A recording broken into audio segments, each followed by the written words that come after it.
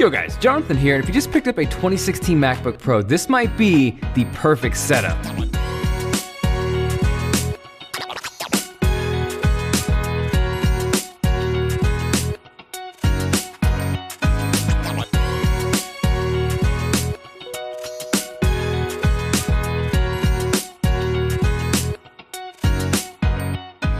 So without a doubt, the centerpiece of this setup, aside from the MacBook Pro, is LG's 27-inch 4K USB-C monitor. Now what's special about this is the USB-C functionality essentially turns the monitor into a giant hub, which is awesome.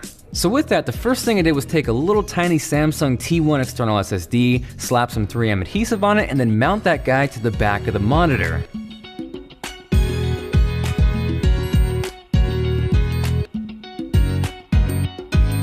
So the idea behind this is once you plug your MacBook Pro into the monitor, you instantly have a second drive already plugged in and ready to go. Now as a quick note, the Samsung T1 SSD is actually an older discontinued model, so for anyone looking to pick this up, there's actually a newer T3 drive, which I will link to down below. Moving on to the dock setup, the stand I use for the MacBook Pro is the iQnix Eden, and what makes this awesome is the fact that it's adjustable, so whether it's a 12-inch MacBook, the 13 or 15-inch Pro, whether it's this year or last year, it is going to fit perfectly. This allows you to rock a closed MacBook setup, which I think looks cleaner and neater, and in this case I can keep the cables nicely tucked away, one going to the monitor and the second port going to the secret USB-C hub. So if you're wondering what the heck I'm talking about with the secret USB-C hub, the objective of this entire setup was to effectively go dongle-less. Whether I was plugging in a USB drive, an SD card, I didn't want to have to stick that into something hanging out of the MacBook Pro, rather I wanted something stealthy. So what I did was take a USB-C hub from Hutu, which bonus points is also space gray. I wanted this to live on the actual desk and dock setup, so what I did was mount it underneath, and with a USB-C extension cable, I was able to run it underneath the desk into the MacBook Pro through the back and effectively use it as part of the dock setup.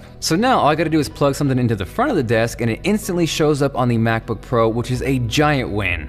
Now another thing worth mentioning is the monitor is also charging the MacBook Pro. So in this case where I'm using a 13-inch MacBook Pro with only 2 Thunderbolt 3 ports, it allows me to maximize functionality. Rounding out the setup, as far as the speakers go, these are the Kanto YU2 powered desktop speakers. They're definitely small, but they pack a surprising punch. They connect via USB, which is awesome because it allows you to bypass the need for an external audio card or a DAC. And what makes these especially cool is when you pair them with the matching speaker stands, which points them at the perfect listening angle. To keep everything else clean and tidy, I'm using the Apple Magic Keyboard, which connects via Bluetooth. And as far as the mouse goes, this is the Logitech MX Anywhere mouse, which also connects through Bluetooth or through a tiny USB receiver. Now, because I know someone out there is going to ask, the lamp is from Thomanns and it's one of my favorite ways to spice up a setup. I featured the white model in my Back to School Tech episode, and this one is the newer, updated model. So this setup is going to work great with either the 13 or 15-inch MacBook Pro, but on top of that, it's also a great option for the 12-inch MacBook. If you were looking for a convenient all-in-one dock setup where you can take your MacBook, go do your thing, come back, plug in, and be ready to go, this is it. The baseline 13-inch MacBook Pro handled the 4K display no problem, and quickly jumping back to the monitor, this is a fantastic display. The hub functionality is awesome, but more importantly, the image quality is phenomenal. The brightness, the color accuracy, and whether you're watching video, or editing photos, this is a great pickup.